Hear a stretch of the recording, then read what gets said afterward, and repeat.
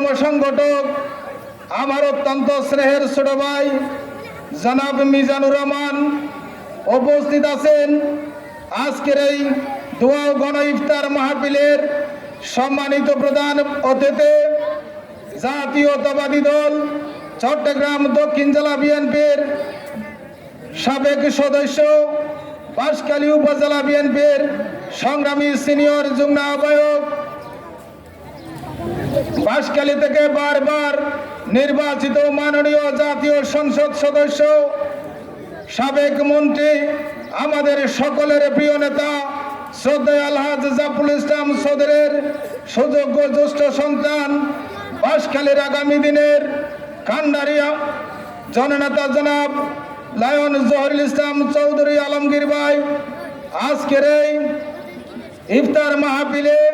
প্রধান বক্তা হিসেবে উপস্থিত আছেন। বাংলাদেশ জাতীয়তাবাদী দল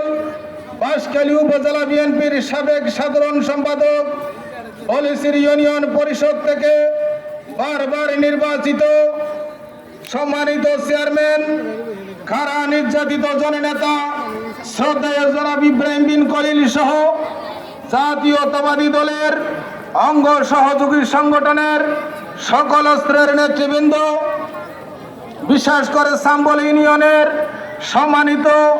প্রিয় এলাকাবাসী, আপনাদেরকে জানাচ্ছি আমার ব্যক্তিগত পক্ষ থেকে তথা আমার প্রাণের প্রিয় সংগঠন বাংলাদেশ জাতীয়তাবাদী দল